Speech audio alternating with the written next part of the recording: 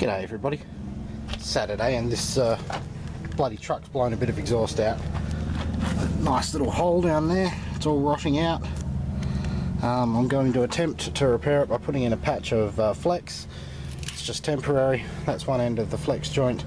Well, not the flex joint, that's actually the the clamp and the little joiner.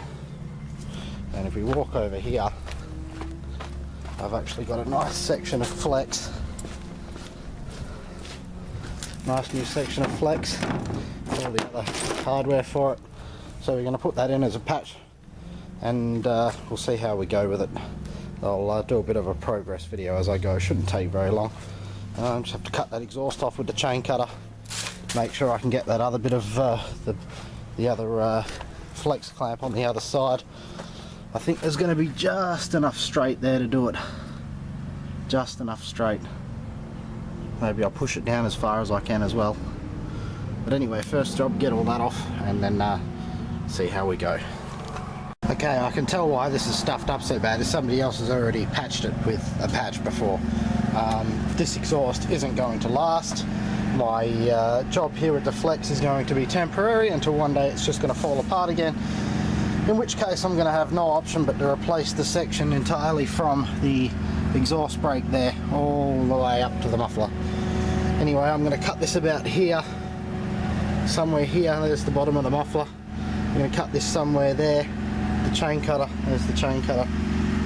I'll show you how that works maybe, I'll see how I go. And I'm going to cut it as close to that the damaged part there as I can, so I can get as much of that clamp onto there. And yeah, here we go.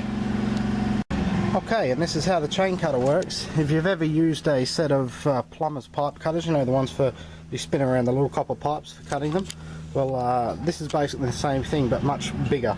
And all you need to do is grab onto the handle, apply a bit of pressure and then run it backwards and forwards. And I don't know if you can see it in there, but it's very slowly making a cut.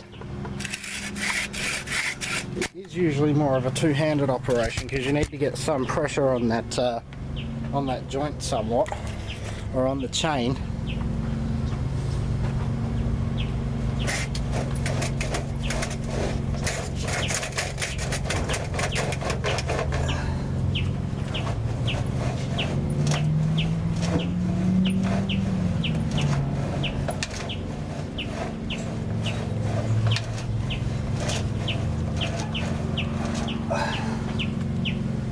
Almost through. I have to go to the next link.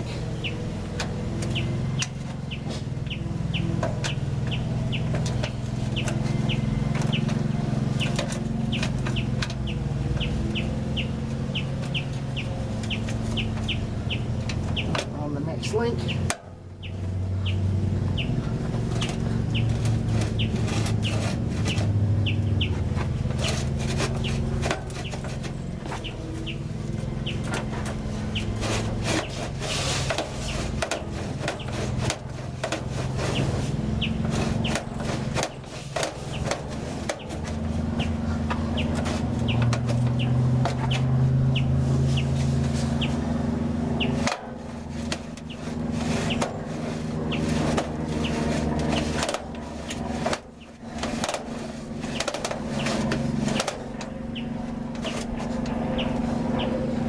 That's hard work. Okay, so that's what the chain cutter cut looks like. It's very neat, very clean, a little bit sharp, but otherwise perfect. Now the one down here, the wall of the exhaust had worn too thin, so there was no using the chain cutter. I just got the air 5" out and just whacked it. That's actually quite solid there. There's a brace there, so I don't think I'm going to need to reinforce this. It shouldn't fall apart. So now I'm going to get my other lower clamp, just like the upper clamp up there, put it into place, measure the length of the piece of flex I need to use, cut that down, and then clamp it up and check for leaks. Oh, that's hard work. I never thought working on a truck exhaust would be such hard work. Yeah. So there we go, there's the section of flex in place. Have to push that up as far into that clamp as you can, get that all the way up there so it's got as much grip on that as possible. And we come down to here. Now I'm going to need that probably to come to about there. So what I'm going to do is I'm going to mark this with the grinder. I'll just make a cut in there so I know where to cut. I'll take it around to my bench and I'll cut all the way around, cut that little section out, and then I'll be able to start actually feeding it on. And we'll see how I go with that too. And there we go, everybody. Truck exhaust is fixed. Got our torctite seal there, torctite seal up there, tube in between. There's a good couple of inches of pipe inside there to sit for it to grip on so it won't leak too much. Same up the top, the pipe comes down to about here actually. And that's it. No more noisy Mr. Mitsubishi. Maybe I should have started it without the exhaust on. Thanks for watching.